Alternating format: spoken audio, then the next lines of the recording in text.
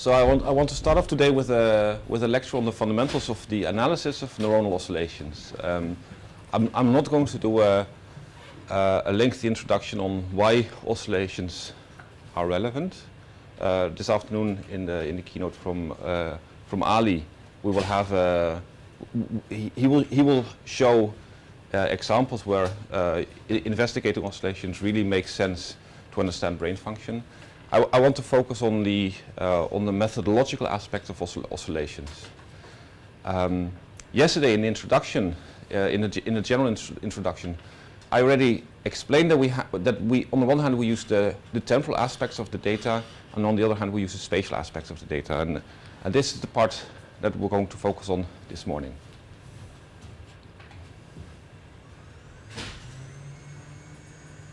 Oh, it's a lot of noise. Well, it was the off button. Okay. So, just a few figures with oscillations on them. So this is one of the very first MEG recordings, which is done in at MIT in Boston, where with a single channel they were able to record occipital alpha activity, very similar to what Hans Berger did in the 20s of the last century. What you see that it's modulated by eyes opening and closing. And this is the way that we currently often do our analysis of oscillations, where we not only look at the time domain to see whether there are oscillations, but where we also study these oscillations in relation to a stimulus. Here it's a visual stimulus that's presented at time t is 0, and what you see is that there's not only a decrease in oscillations in the lower frequency band, but also an increase in the oscillations in the higher frequency band, in the gamma band. So the outline of the talk is that I will start with spectral analysis. How do we go from the time to the frequency domain? I will explain the issues that we have with finite amount of data and with the discrete sampling of the data.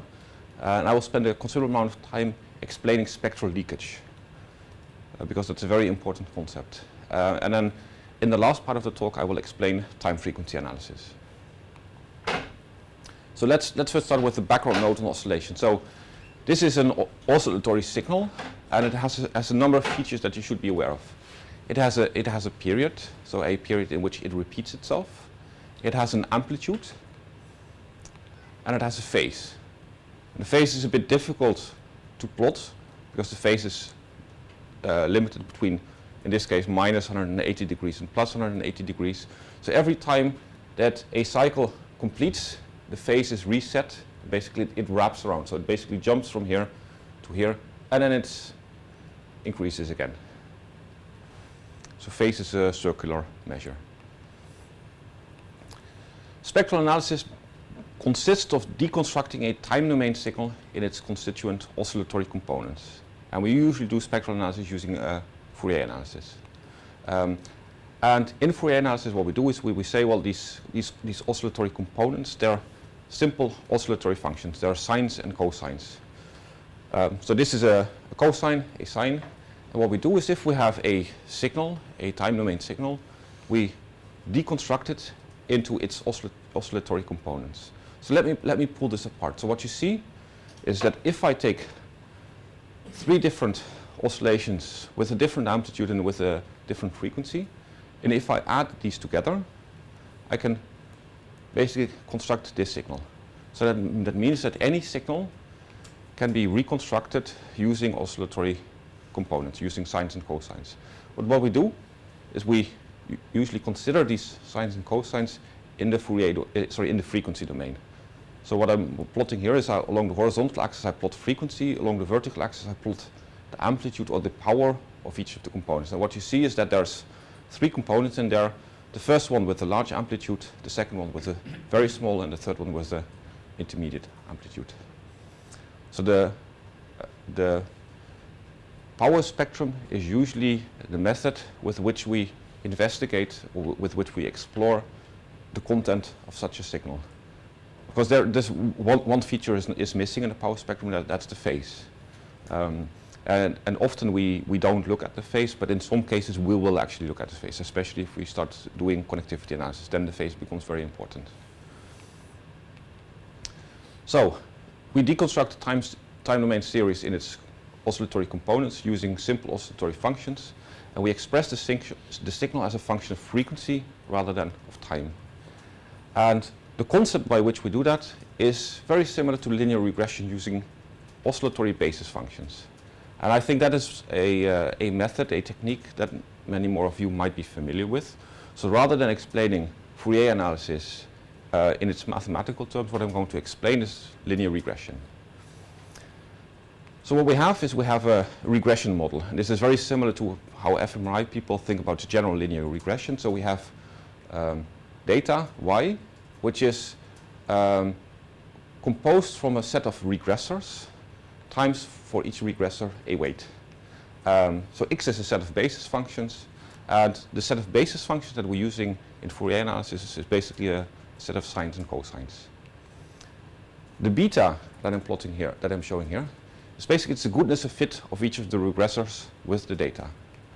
And we have a beta for the sine and the cosine, and they map into for a given frequency, they map onto an amplitude and onto a phase. So if I now take the lowest the lowest frequency and the cosine and the sine component, what I can do is I can plot the cosine component along the horizontal axis, the sine component along the vertical axis, and that gives me a vector. And this vector has a certain length and it has a certain phase. So that's how we typically construct and think about like the relation between a sine and a cosine. If we think about the data in this way, we often call it the complex representation of oscillations. Along the horizontal axis we have the real component, along the vertical axis we have the imaginary component. And complex numbers are a mathematically very convenient way of working with oscillations. But if you don't understand complex numbers, don't worry, like most of it does not require you to understand the complex numbers. As long as you understand that, we represent it as a vector. Okay, so we have a number of restrictions that we can derive from this model. And the first is that the basis function should be orthogonal, otherwise we cannot estimate them independently from each other. And the consequence of the basis function being orthogonal is that we cannot use arbitrary frequencies. What we have is we need to take an integer amount of cycles into the time window that we're analyzing. So what you see here is I have a oscillation with a single cycle in it, an oscillation with 2 cycles, an oscillation with 3 cycles. And this is a set of oscillations that together forms an orthogonal set of basis functions. The second consequence that we have is that we cannot have an infinite number of basis functions. If we have n time points in our time series, then we also need n basis functions to fully describe the data. So if you think about the time frequency relations and look at consequence 1, so frequencies are not arbitrary, but we have an integer amount of cycles that fits into the time window. That means that the frequency resolution, please, that the frequency resolution, so the spacing between subsequent frequencies, is determined by the length of the data segment. And this is basically specified by the Rayleigh frequency. The Rayleigh frequency is 1 over the time window. So if we have a certain time window, then we have 1 over the time window as the step size in the frequency domain. For a time window of 1 second, the frequencies that fit into this time window are 1, 2, 3, 4, 5 hertz, etc. Actually, 0 hertz also fits in, but 0 hertz is a bit of an unusual oscillation because it doesn't oscillate. The 0 hertz sine wave is actually always 0, and the 0 hertz cosine wave is always a DC level.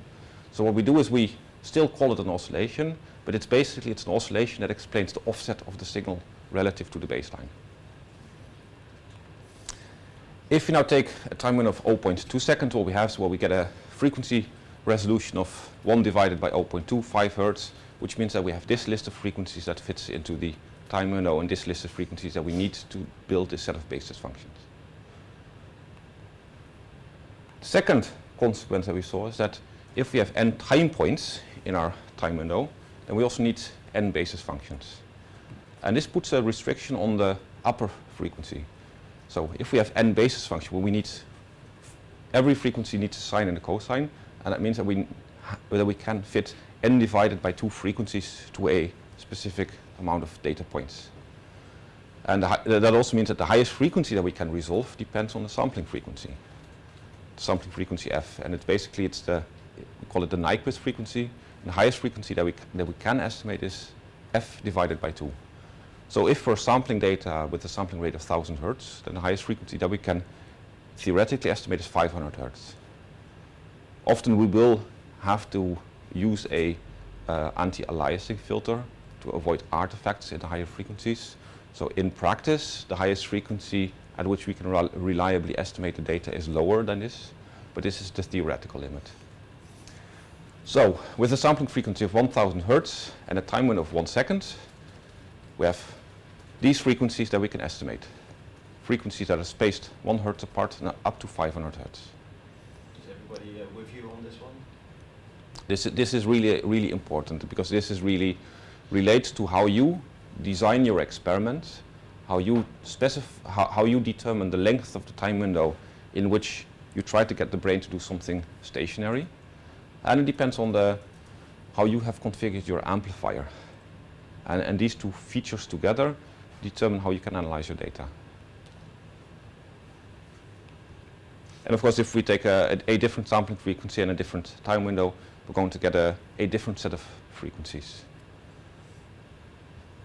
Yeah?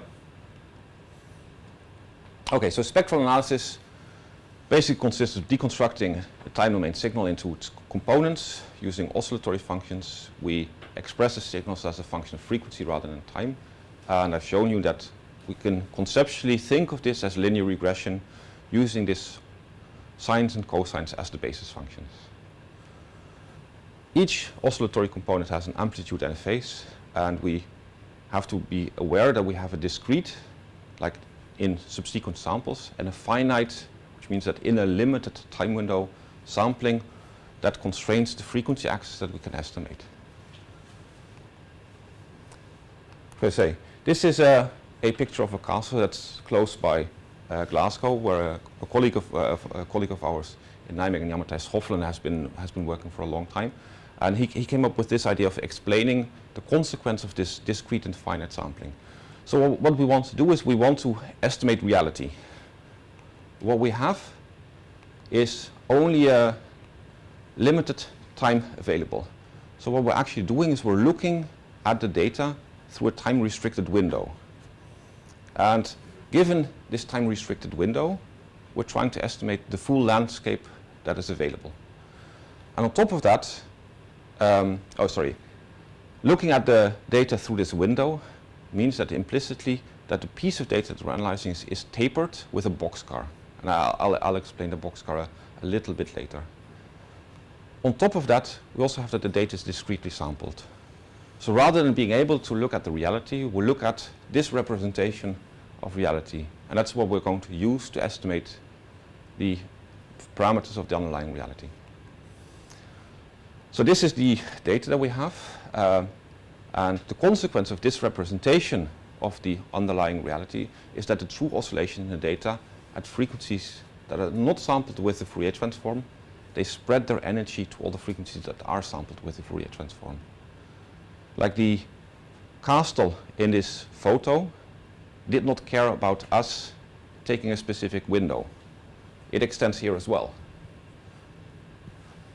That also means that if we look at brain signals, and if we cut out a piece of time course from our signal of 1 second, well, the brain doesn't care that we're cutting out a time window of 1 second.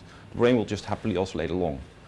So that means that the brain doesn't care about whether we're able to estimate 1, 2, 3 hertz. The brain might be oscillating at 3.5 hertz, which is a frequency that doesn't fit in. So that's where tapering comes in, and tapering is the same as windowing. So a taper function is the same as a windowing function. And what we do is we look at the data through a window, but with tapering we can manipulate the properties of this window a little bit. And also, if we do not taper, we're still tapering, but we're tapering it very sharp. We're tapering with very sharp edges. Each taper, each windowing function, sharp edges basically means that towards the edges, there's a crisp boundary between seeing the data and not seeing the data. So here we don't see the data at all. So here the visibility is 0. Here the visibility is 100%. Each taper has its own spectral leakage profile. So if you look at a boxcar taper, where we basically multiply the data with 1 if it's in the window, and we multiply it with 0 if it's outside the window, such a boxcar taper has a spectral leakage profile, and this is the spectral leakage profile of the boxcar taper. So what you see is that it has a series of bumps. But let me first explain how you should think of such a spectral leakage profile. So this is again the same spectral leakage profile, but this is only half of it. So what you should imagine is that this is a frequency at which you're interested, and then in both directions around this frequency we have spectral leakage. So let's say that we're interested in a specific frequency, so 10 Hertz. Then power at 10 Hertz can be estimated. Power at 11 Hertz is not going to contribute to the power of 10 Hertz. Like here it's 0. But the power at 12 Hertz is not going to contribute at the power at 10 Hertz that I'm trying to estimate. Because 10, 11 and 12, if we have a time window of 1 second, they all fit nicely in the time window. But the power at 11.5 Hertz, at 11.5 Hertz, an 11.5 Hertz oscillation does not fit comfortably in the time window that I've selected, which means that the brain oscillation that might be going on at 11.5 Hertz has to be explained by the 10 Hertz, by the 11 Hertz, by the 12 Hertz. So basically the power that is present at oscillation that we're not sampling is spectrally leaking into the frequencies that we are sampling. This is what we call the main lobe, and this is what we call the side lobes. And what you should realize is that we have a lot of power coming from the side lobes that contributes to our estimate. So at any frequency that we are able to estimate, we have a lot of power from other frequencies that we're not estimating. And that's why this windowing is so important, because the brain doesn't care, the oscillations in the brain don't care about how we're cutting out the time window, but all of those oscillations that are in there and that do not fit within an integer number of cycles within the window are going to spectrally leak into the frequencies that we are estimating. So two things. One is that generally we are not interested in one frequency, let's say 11 Hertz, but a range of frequencies from 8 to 12 or something like that. How does it fit into this kind of analysis? Okay. So what you should also, I've explained that that 11.5 Hertz leaks into the 10 Hertz, but also frequencies here. So this would be 20 Hertz or 20.5 Hertz. Also frequencies that are far away, they leak into the frequency that we're trying to estimate. So we have spectral leakage, not over a very small window, but actually we have spectral leakage over a very wide frequency range. So that means that although you're interested in a frequency band, within that frequency band you still have a lot of contribution from other frequencies that are all spectrally leaking into the frequency band that you're interested in. And in terms of the time window, the larger the time window, the smaller this problem? Or am I getting it wrong? 3 seconds, for example, I'm studying resting state. So we can take 3 seconds of brain activity. Our frequency resolution would be reasonably nice, right? You still, in between of the frequencies that you're estimating, you still have leakage. So the problem is not so much like where do these 0 points lie. The problem is that in between of these 0 points, there is this bump. Yeah. And this bump are the frequencies that you're not able to estimate, but still frequencies that can be available, that can be present in the data, and those frequencies are going to spectrally leak. Yeah, so if you would make this window, let's say, twice as big as it is now, what would the effect be on this picture? It would only change the horizontal axis. The pattern in the picture would not change. You would only have spectral leakage from other frequencies, but you're not going to have less spectral leakage. But usually, isn't that higher frequencies has less power, so they're leaking less in the lower? that's also why I explained that this is the center frequency that you're interested in. So that means that if we're interested in estimating activity, for example, at 10 Hertz, then we have contributions from higher frequencies, but we also have contributions from lower frequencies. So our 10 Hertz alpha band estimate is going to be affected by the delta activity, by the slow frequency drift that we have in electrodes. So we have spectral leakage in both directions. And there is, of course, there is a tendency of brain activity having a 1/f characteristic. So given that we have more power at the lower frequencies than at the higher frequencies, spectral leakage usually affects power from the lower frequencies leaking into the higher frequencies. But that in itself is just as much of a problem. Is this equivalent to what you call comb filtering?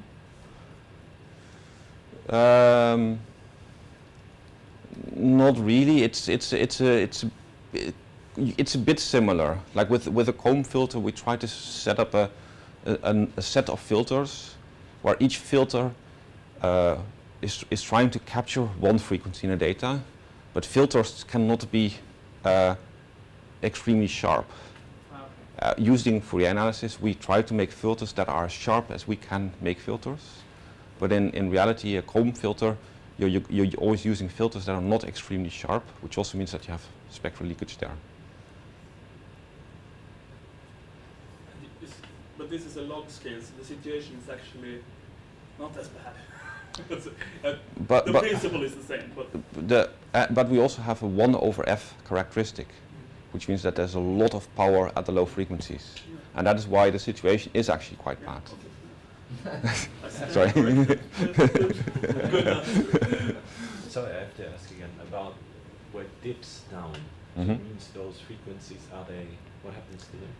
So this is the contribution of each of the frequencies to the frequencies that we're trying to estimate. So this is the frequency that we're trying to estimate.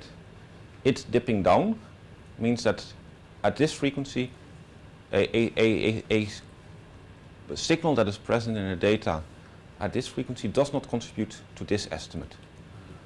So here the example is a 1 second time window. And if this is the 10 Hertz component, then the 11 Hertz component that would be present in the data does not contribute to the 10 Hertz estimate. And that is because the 11 Hertz sine wave is orthogonal to the 10 Hertz sine wave. And it fits exactly in the window. And it's orthogonal because it fits exactly in the window. So let's take one step further. So why is this why is this relevant? So we have the main lobe and we have the side lobes, and what we ideally would want is we want the side lobes to be small and we want the main lobe to be large, because then we would have a very sharp spectral estimate. And what we have is we have a time window in which we've cut out the data, but basically in the time window we can have, depending on how the brain happens to oscillate, we can have arbitrary frequencies. So what I'm showing here is a frequency that nicely fits in, but these two oscillations, they don't fit into the time window. And fitting in a time window here, you have to understand that with Fourier analysis, we're assuming a stationary signal. So what we're actually assuming is that the signal repeats itself infinitely long. So what I've done here is I've taken this signal, I've also put it here and put it on that side. This is what we're assuming if we're using Fourier analysis. We're assuming that we have an infinitely long oscillation and that we're only looking at that oscillation in a limited time window. And if you have a frequency that does not fit into the time window that you've cut out of your data, what you're going to get is these sharp edges. And it's these sharp edges, or it's these jumps, that cause spectral leakage. Because if we use Fourier analysis to explain such a sharp edge, well, then we need high frequencies, because high frequencies are needed to explain these sharp transients. Right, so this is another way of thinking of how spectral leakage comes about. Luckily, we have a solution that can help us here, and that is tapering. And with what we do with tapering is we're making the signal towards the edges smaller. And that means that if we then again look at how the signal repeats itself over the edges, any jumps that are present here are going to be less severe.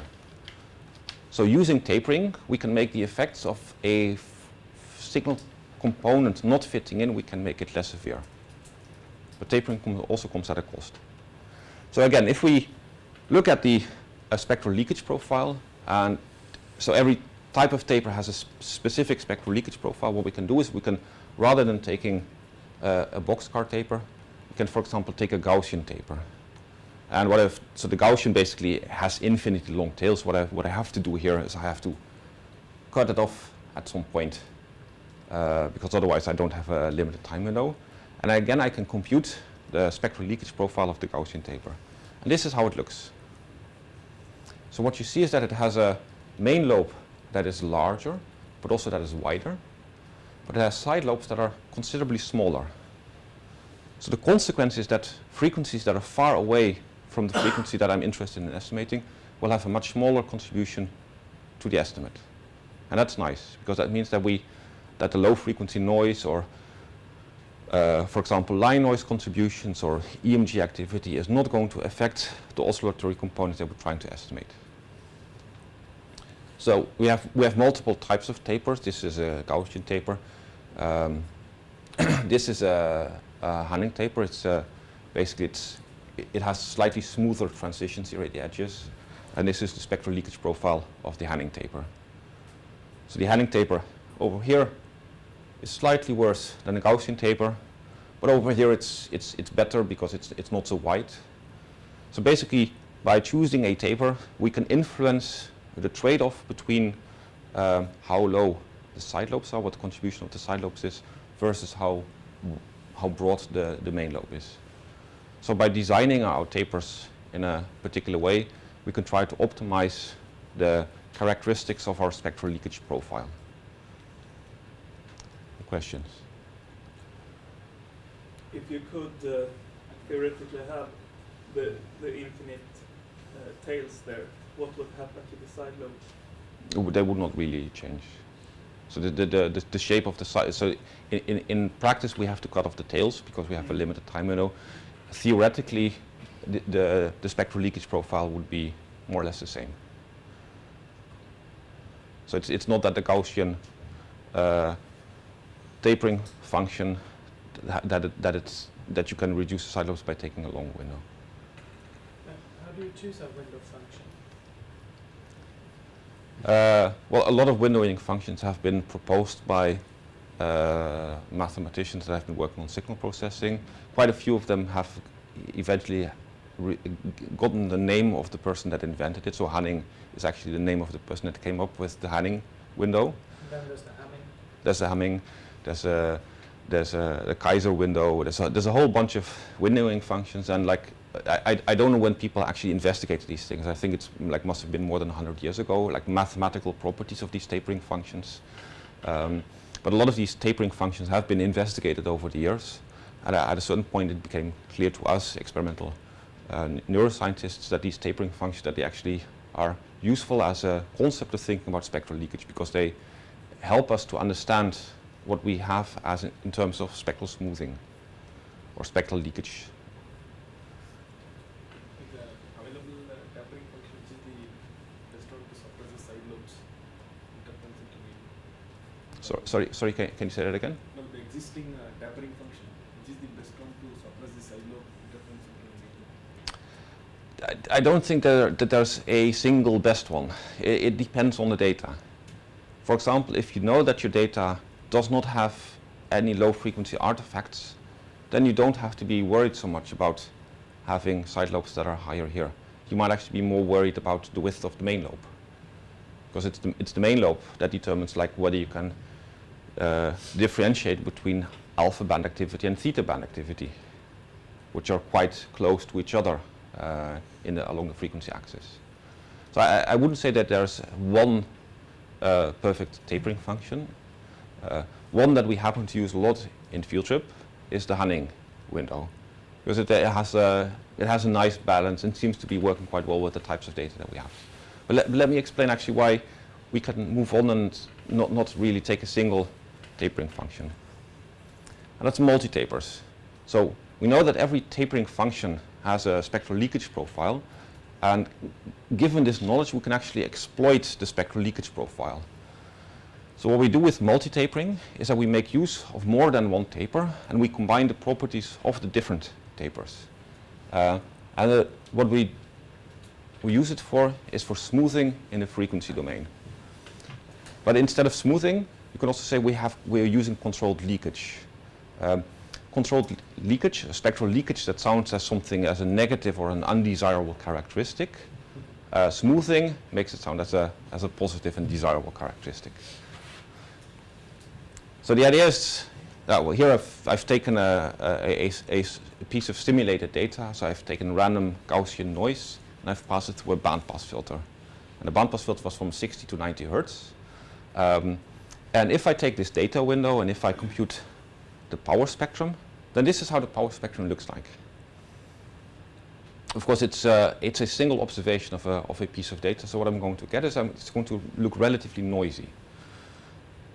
But if I would have observed this multiple times and if I would do statistics on it, then every estimate would be relatively noisy. So statistical power would not be very large.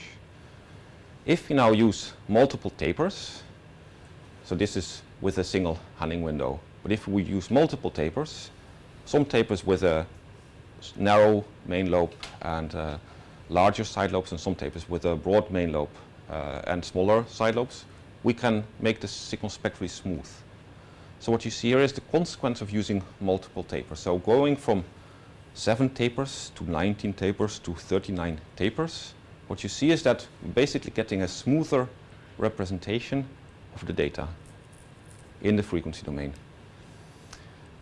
The more tapers I use, the smoother it gets. But also what you see is that here, so the signal was from 60 to 90 hertz. What you also see is that you will have power outside of this range. So what I'm seeing here is that the signal content from 60 to 90 hertz is spectrally leaking towards the neighboring frequencies. So you might also say, well, this is perhaps too smooth. The set of tapering functions that we're using for multi-tapering is a very specific one. It's the Slepian sequence. And the Slepian sequence has been mathematically proven to be the optimal set of tapers. It's an orthogonal set of tapers, and it's the optimal set of tapers to achieve spectral smoothing. This is a single taper, and this is the set of tapers that we would use with multi-tapering. The shape of the tapers depends on how many we have. So what I'm showing here is the shape of the tapers for the first 3 tapers. So these are the first 3 tapers out of the Slepian sequence. Well, the first taper looks very similar to the taper that we normally would use. And actually, if you look at the second, that's the green one. It's a very unusual taper because it changes polarity halfway. And that's something that we normally would never consider with a tapering function. Well, basically, you're just mirroring the image halfway. And the third one, basically, it goes up and down and up. So basically, it's mirroring the middle part, but not mirroring the parts at the side. What you should also notice is that the tapering functions, they do not go towards 0. So that means that each of these tapers will still have a potential have a jump at the edge. But if you consider the figure that I showed before, is that the original signal has jumps at the edge.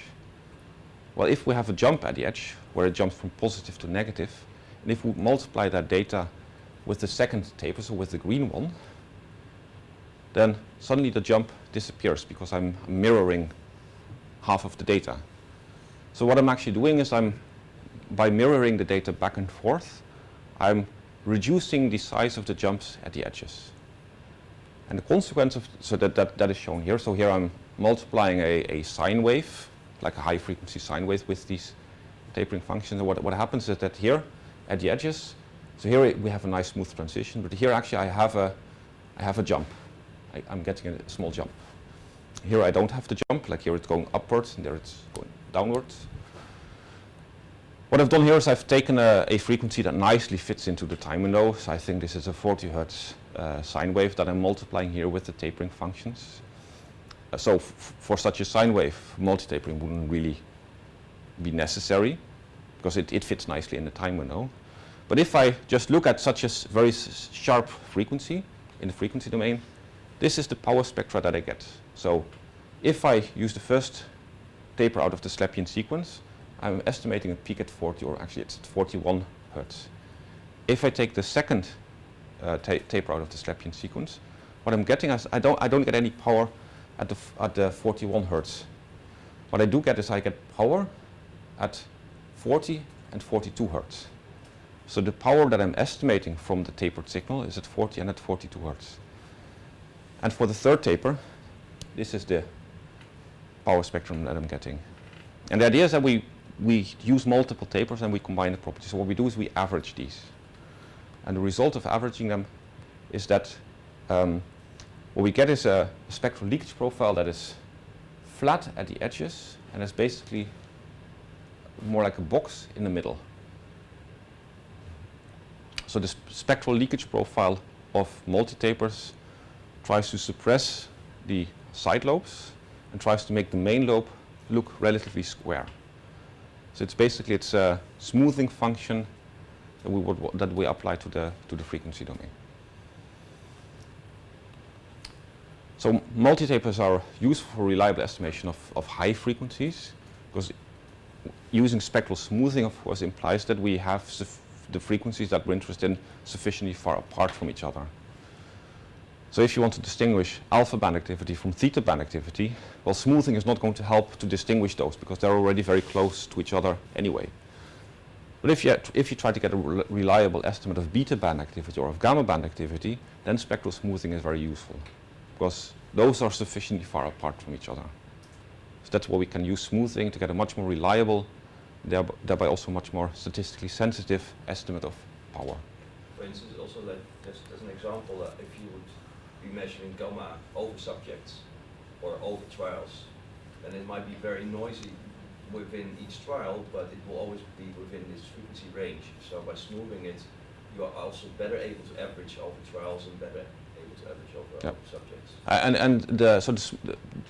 Applying some smoothing is of course also something that we know from fMRI research, where we can sample the data at a low sampling, at a small resolution, but where typically in the analysis of fMRI data a Gaussian smoothing kernel, like a spatial Gaussian smoothing kernel, is applied to the data to make the data more robust within a subject, to make the data more consistent over subjects. So exploiting the smoothness in our data actually makes our analysis better. Low frequency components are better estimated using a single taper. And in FieldTrip we often use a Hanning taper. If you have a preference for another one, that's just fine. But in the examples we'll use a Hanning taper. And the way that we do this in FieldTrip is we have the FD-Frec analysis function. And the FD-Frec analysis function has a number of methods, and I will cover some other methods in a few slides from now. But the method that we're using is MTM-FFT, multi-taper method fast Fourier transform. And the multi-taper method fast Fourier transform allows you to use multiple tapers, but it also allows you to use a single taper. So if we then specify that we want to use a Hanning taper, then the Frec analysis knows, well, a Hanning taper is only a single taper, so it's only going to use a single Hanning taper. And what we do is we specify the frequency of interest limits, and then we call the function on our data, and it gives us a spectral estimate. With multi-tapering, what we do is we specify the discrete correlate spheroidal sequence. That's a mathematical term for the Slepian sequence, so DPSS. And the DPSS sequence is the sequence that gives this optimal spectral smoothing characteristics. We again specify the frequency of interest limits, but now we also specify a parameter which is called TAP-SMOFRUC. It's a taper smoothing frequency. And with the taper smoothing frequency, you can specify in hertz how much smoothing you want to have. And this is smoothing in both directions. So 8 means 8 hertz smoothing in one direction, 8 hertz smoothing in the other direction. So at 30 hertz, what we would be estimating at the 30 hertz would be a oscillatory component that ranges from 22 to 38 hertz. That would all be contained within the 30 hertz estimate. Yeah?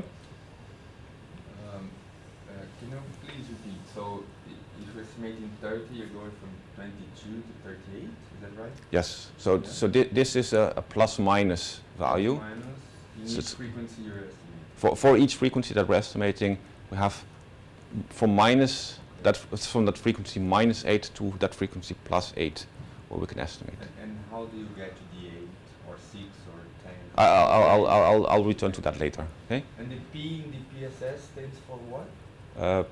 Discrete prolate spheroidal sequence. I suggest that you look it up on Wikipedia.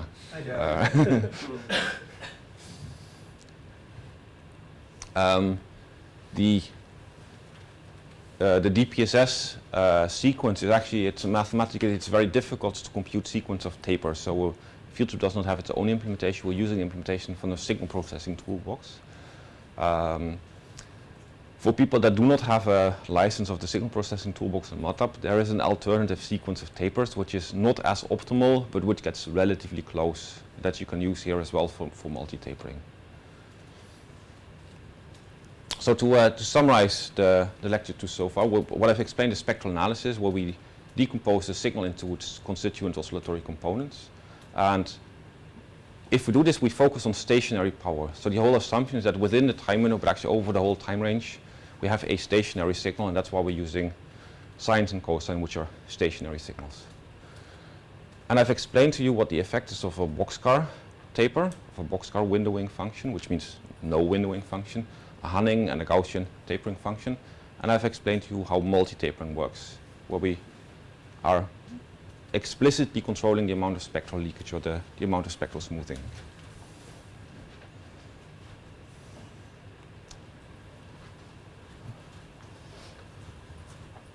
Quite often we have situations where we cannot assume that the brain is stationary. Like the brain is constantly doing things, but it won't be doing one thing for a very long time. So it's constantly changing state. And that is why a lot of the analysis in the frequency domain are actually not done in the frequency domain, but in the time frequency domain. So I now want to move on with time frequency analysis. The idea is that we divide the measured signal in shorter time segments and apply Fourier analysis to each window segment. So everything that I've been explaining so far with respect to frequency resolution applies here as well. It just happens to be that we have a short time window. Can I ask a question? Yep. If you have, like say, several trials, instead of using a multiple, can you just average over the trials, the frequency? You can average over the trials, yes, which is already going to be better than having a single trial. Yeah. But if you know that the underlying spectral content is smooth, then exploiting the spectral content is going to make it makes your estimate more robust. And one way of thinking about the multi-tapers is that, well, the Slepian sequence consists of a set of orthogonal tapers. So every taper gives us an independent estimate of the data. So if we have 10 trials, and if we estimate 10 tapers in each trials, what we're doing is we're averaging over 100 estimates of power. And of course, estimating over 100 estimates of power rather than over 10 is going to reduce the amount of noise considerably. So that's why the Slepian sequence is such a useful sequence for spectral analysis. So moving to the time frequency analysis, what we have is we're using the same function, but we use MTM convol. And also in the time frequency domain, we can use multi-taper, so that's why it's multi-taper method convolution. And the idea is that if we take a signal and if the spectral content of the signal waxes and wanes over time, we take a short time window and we do a Fourier analysis in that time window. So what you see here is there's no data yet, but now the time window is completely filled with data. So this is the first time window at which spectral content can be estimated. And then we just repeat that while we're shifting the time window over the data. And what we're going to get is along the horizontal axis we have time, along the vertical axis we have frequency, and now we color code the power to show where in time and where in frequency we have the largest power, which is, of course, in this example it's in the middle. Yesterday I also explained like the evoked versus induced activity. So if we have a signal where the phase of the signal is consistent over multiple repetitions of the event, and if we then average that signal, what we're going to get is a It's basically the underlying signal out. So this is the idea of an event-related potential or an event-related field. But if we have a signal where at the center of the signal sometimes it peaks and sometimes there's a trough, if we average, basically the oscillatory component disappears. So this is where time frequency comes in, because on each individual trial we can estimate the time frequency response. And if we then subsequently average the time frequency responses of each of the individual trials, we are going to see the oscillatory activity in the signal. Because in reality we don't have such clear we don't have such clear time frequency response in every trial. So basically we have very noisy data, and this is more how they would look like on each individual trial. But still, if we average these, we're going to get something that resembles the underlying signal. So with time frequency analysis, it's really important to understand we're doing time frequency analysis on single trials, and then we're averaging, not the other way around. In the time frequency analysis, there's two important aspects that you have to consider, and those are usually considered. We usually explain them in terms of time frequency plane. So what we have is we have, for a specific time window, we have a specific resolution along the frequency axis. And those can be specified with config.foy, frequency of interest. And with frequency of interest, we indicate at which frequencies we want to have a spectral estimate. What we also have is we have time points at which the spectral estimate is computed, so time of interest. So that's also a list of numbers that we're specifying. So with the time of interest and with the frequency of interest, we're basically dividing the time frequency plane into a grid, and at every grid point we're doing a spectral estimate. Of course, we also have a time window over which we're computing the spectral estimate. And given the time window, we will have a certain spectral smoothing. We'll have a certain amount of frequencies that spectrally leak into the frequency band that we're computing. So if we look at this time window, if I look at this data point, this grid point, it is estimating activity over a certain length, which is TF-Tmin, and it has a certain spectral smoothness. And the division of this time frequency plane is basically up to you. So the way that we've implemented in FieldTrip gives you a lot of flexibility in specifying whether you want to have time frequency tiles that are long but narrow, or whether you want to have time frequency tiles that are sharp but very broad in frequency range. So you can specify how you want to divide the time frequency domain. You can choose to use constant length time windows for all the different frequencies. And if you use the same time window for all the different frequencies, you're going to get a spectral smoothing which is the same for all the different frequencies. And of course, you can use multi-tapering on top of that. So here we're using time windows of half a second, and we're using a little bit of multi-tapered smoothing to increase these time windows. Yep. Is the step size of time of interest, in this case 0.05, limited by the sampling frequency? So if we have 500 Hertz, the lowest value would be 2 milliseconds. Yes. Yes, the lowest value would be 2 milliseconds, but actually what we usually do is that we don't take values that are so close to each other, because there's a lot of overlap, because it's a long time window, a relatively long time window. So shifting the time window by only a small amount is going to cause a lot of overlap. It's computationally slow, and it requires a lot of memory. You also don't want to make the steps too large, because if you want to follow the smoothness in the data, having some overlap actually helps to keep the features of interest visible. So the basic. So this is 50 milliseconds, and we use a time window of 500 milliseconds. So actually what we're doing is we have a time window that's this large, and we're stepping more or less this order of magnitude. So there's still, in every step size, there's 90% overlap. And I want to add that typically how you would start with a good guess from your own experience, but it makes a lot of sense of looking at the results. And then sometimes you can see actually the smoothing both in time and space in the representation of time frequency.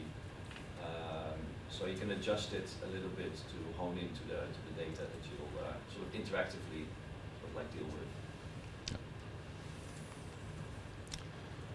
So we already had the question like how do I determine the frequency smoothing, and now we also have the question like how do I determine the step size. Well, it all depends on the phenomena that you want to investigate. So there is not a single recipe that will always work. Which frequency band are you interested? If you're interested in lower frequencies, then you want to have a frequency resolution that is high enough such that you can distinguish these lower frequencies. If you know that your effect that you're interested in is going to be a very short-lived effect, then you want to use a relatively short time window. If you know that you've been able to get the brain into a more stationary state, well then you can use a longer time window. If you use a longer time window, that also gives the opportunity to use multiple tapers to get spectral smoothing. Like in principle, using a longer time window would increase your spectral resolution.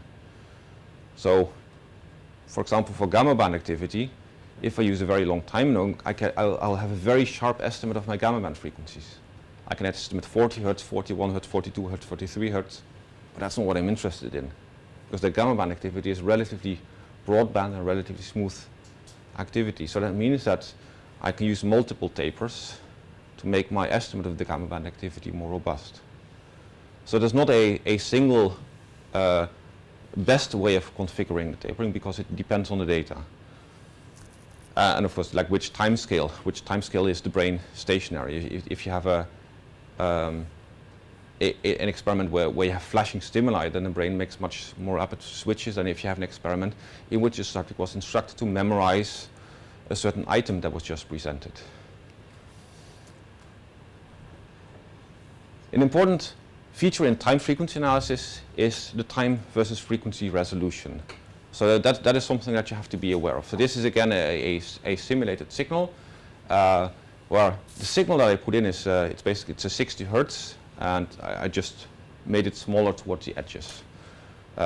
If I analyze this signal with time frequency analysis, if I've used a very short time window, what I'm getting is a time frequency decomposition that looks like this. So what you see is that the power is in the middle, but if I have to take a very short time window, I'm going to have a very poor spectral resolution, because that's determined by the Rayleigh frequency, 1 divided by the length of the time window. If I have a very poor spectral resolution, I get a lot of the noise that is in here spectrally leaking all over the place. If I increase the length of the time window, I'm also going to decrease the spectral leakage, which means that I can make the estimate more robust. But at a certain point I can also make the time window perhaps too long, where I lose the where I start losing the temporal information about when the event actually happened. So in the time frequency analysis, you always have to think about this time versus frequency trade-off. Making the time windows too short means that you're going to have very noisy estimates along the frequency dimension, and it's going to be very smooth and very blurry in this direction. Making the time windows very long means that it's going to be very crisp along this direction, but it's going to be very smooth and blurry along this direction. So basically it's trade-off. Either you have a good estimate along the time axis but a poor estimate along the frequency axis, or you have a good estimate along the frequency axis but a poor estimate along the time axis. And depending on the features that are in the data, you have to configure your spectral analysis such that you just hit the sweet spot between these two. And that requires some expertise and some knowledge about your data. So this is also often where we first pilot our analysis, where we try something and then we change the parameters a little bit to see how it changes. So to give a sub-summary, I've explained how time frequency analysis works, and in principle you can think of it as Fourier analysis on a shorter sliding time window. I've again shortly mentioned that we have evoked activity for which we're just using averaging in the time domain to get event-related fields, and we have induced activity, and I've explained this time frequency trade-off. There's also a method that is often used in time frequency analysis, which is called wavelet analysis. And I want to explain wavelet analysis separate from time frequency analysis, because it's often presented as if it's a different analysis strategy. Wavelet analysis is a very popular method to compute time frequency representations, and it's based on the convolution of the time domain signal with a series of wavelets. And these wavelets, they capture the spectral content at different frequencies. And rather than saying convolution, what you also can think about is like a convolution being a local correlation. So what we have is this is also one of the methods that's implemented in FieldTrip. Again, using FT-FREC analysis, what you do is you specify config method is wavelet.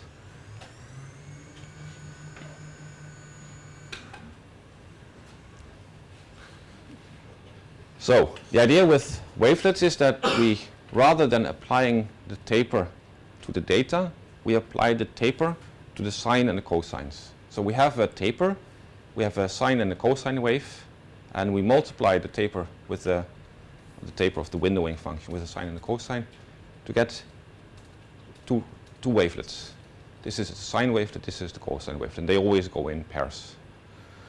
And given a piece of data, what we do is we take a wavelet, we slide the wavelet over the data, we compute, let's say, the local correlation. We compute like how much of the wavelet is represented in the data. So the wavelet width determines the time frequency resolution. The width is a function of the frequency, and this is the smart trick of wavelet analysis. So rather than choosing this arbitrarily, what we do with wavelet analysis is that we usually keep this fixed. So we say, well, the width of the wavelet is, for example, going to be 5 cycles, which means that if I take 5 cycles, I taper them, and I can stretch them and I can compress them. The number of cycles within the wavelet is going to remain exactly the same. So I have long wavelets for the lower frequencies and I have short wavelets for the higher frequencies. Long wavelets at the low frequencies, they lead to a relatively narrow frequency resolution, but of course they have a very poor temporal resolution because they're very long. And the high wavelets at the short wavelets at high frequencies lead to a broad frequency resolution, but more accurate temporal resolution. So what we basically do with wavelet analysis, we're making a tiling of the time frequency plane that looks like this. So at the low frequencies we use very long tiles that are very narrow in the frequency domain, and at the high frequencies use very short tiles that are very broad in the frequency domain. And then basically, of course, along the time axis we're repeating this pattern, which means that for the low frequencies we have a lot of overlap, and for the high frequencies we don't have a lot of overlap. So wavelet analysis is very similar to Fourier analysis, but it's computationally slow, and there's like computational tricks that you can use to make it much faster. So rather than convoluting in the time domain, what we're actually doing in the real implementation of wavelet analysis is that we're multiplying in the frequency domain. That's mathematically equivalent and makes the computation much faster. The idea of wavelets is that we tile the time frequency plane in a particular way with few degrees of freedom. And the reason why wavelet analysis is very popular is that there's fewer parameters, hence there's less for you to configure and there's less for you to worry about. It does not necessarily mean that the time frequency tiling is optimal, but it's a simpler technique for doing the time frequency tiling. So if you now compare the two methods, so MTM convol allows you to specify the time of interest, the frequency of interest, the TF-Tim-win, and for each frequency the Tapsmofruk, the amount of smoothing. Whereas with wavelets, what you specify the times of interest, you specify the frequency of interest, and you specify how many cycles you want to have within a wavelet. And that's all. So this is just a simpler way of doing it. Can I ask a question? Yep. The difference, because when you use a wavelet analysis, do you just use one taper? Yes, we use a single. No, in wavelet analysis we use a single taper. We use a Gaussian taper. At least that's the most popular. If we use a Gaussian taper, then the wavelets are called Morlet wavelets, and that happens to be the most popular family of wavelets. Again, wavelet analysis is a complete branch in signal processing. So there might actually be just as many people working on wavelet analysis as there are neuroscientists. And there's many different wavelets have been designed and have been utilized for very different applications. In neuroscience, the Morlet wavelet has picked up most attention. But the multi-tables, you said it was like an optimal sequence. But in wavelets, basically it's not optimal in that way? Or? Well, it's optimal for the spectral smoothing. So if you want to smooth, then a Slepian sequence is the optimal set of tapers to achieve spectral smoothing. But we don't always want to spectrally smooth. If we want to distinguish spectral components in the lower frequency bands, we don't want to spectrally smooth. It's already difficult enough to distinguish them. So making the data smoother in the lower frequencies actually not desirable.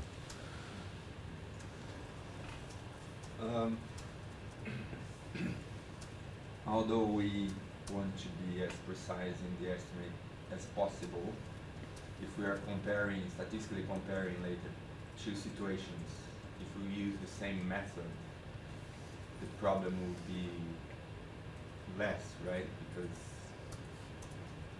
if I use wavelet for my two conditions and I find a difference, I suppose it would not be from spectral leakage or no. Of course it can still the difference can still be due to spectral leakage.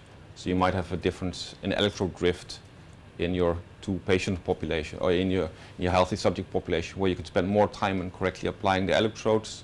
So the electrode impedance is lower, which means that you have a smaller amount of electrode drift, whereas in your patient you have to be more rapidly in applying the electrodes. You can take less time, which means that electrodes get detached more often, high impedance, more electrode drift. Those can spectrally leak into different frequencies. And eye blinks and cicadas. Eye blinks and cicadas. So of course you should use the same spectral analysis methods in both of your conditions or both of your subject groups. But if you then find a difference, you still have to think about potential confounding effects that might have spectrally leaked into the frequencies at which you detect a difference. I think the reason for you to have to worry about the spectral analysis method is to make small differences between the groups visible. Because if you see a difference, well, then you don't care. But if you don't see a difference, there still might be a difference. You might have a null finding, like a false negative. Yeah. And false negative is also something that we have to, if like false positive is something that we want to avoid, but false negative is also something that we want to avoid. So by knowing or by making valid assumptions on the features of the data that you're investigating, you can optimize your spectral analysis method and make your analysis more sensitive for picking up those features. Thank you. Okay, so to summarize, I've gone over spectral analysis. I've explained the relation between time and the frequency domain, and I've explained what the role of tapers or windowing functions is in spectral analysis. And subsequently, I've shown that in time-frequency analysis, we are basically doing a lot of the same things, except with shorter time windows that we slide over the data. And computationally, we're dealing with it differently, but that's the easiest way for you to think about it. But that in time-frequency analysis, you always have to think about this time versus frequency resolution trade-off. And finally, I've explained wavelets, which have a particular time versus frequency trade-off as a convenient way of analyzing your data. Okay, any remaining questions? It depends a lot on the characteristics of the signal that you're investigating. So if you're, for example, so in general, the strategy that we use is that for the lower frequencies, say up to 30 Hertz, we typically do not use multi-tapers. We use a single Hanning taper, because for these lower frequencies, they're often very difficult to distinguish given the length of the time window that we have. But if we have long time windows, that would give us high spectral resolution, and high spectral resolution is not something that we necessarily want. If I'm studying beta band activity, I don't really care about the difference between 20 and 21 Hertz. If I'm studying alpha band activity, I might care about the difference between 9 and 11 Hertz. But it's like lower alpha versus high alpha. But around the beta band, usually I don't care. Which means that for the higher frequencies, if we have sufficient long time windows, then we start thinking about multi-tapering in the gamma band activity. estimating gamma band activity, there it's almost always beneficial to use multi-tapering, because they were sufficiently far away from the disturbing frequencies that would spectrally leak into the data. But it really depends on the signals that you're expecting, and it really depends on the time windows in which you expect those signals to be stationary. Because that's always what we're doing. Like, we're using sines and cosines. So we're using stationary signals in explaining the brain activity. So it's really also the experimental design that determines how the stationarity is influenced. So if you can use an experimental design in which the subject's brain is in a state for a longer time, then usually you have much better chances of finding the oscillatory components than if you have very short transient bursts of oscillatory activity. So there's often an interaction between the experimental design, like how you've designed your experiment, and the way that you do the spectral analysis. Is there any use of using like So we have different methods for estimating spectral decomposition. So I've explained short time window Fourier transforms here, but I've also explained wavelet analysis. A third method that's also quite often used is the Hilbert transform. And there's a very interesting paper that explains that all the methods are mathematically actually equivalent. The thing is, they're just different parameterizations of spectral analysis. With the wavelet analysis, we only have one parameter. So you can do wavelet analysis with multiple tapers as well. But then in our wavelet implementation, that's not possible. What you can do is, rather than using the wavelet implementation, you can use the MTM convol implementation. With MTM convol, you can specify that you want to use a Gaussian taper. So then suddenly MTM convol starts behaving as if it were a wavelet analysis. But in MTM convol, you just have to specify more parameters because it allows for more flexibility. So it's really up to you to specify the time frequency plane. And it's also it's up to you to consider how much you want to put into optimizing the time frequency plane, because you can also easily do it wrong. You can easily introduce a configuration where you actually increase the spectral leakage in a way that you did not anticipate.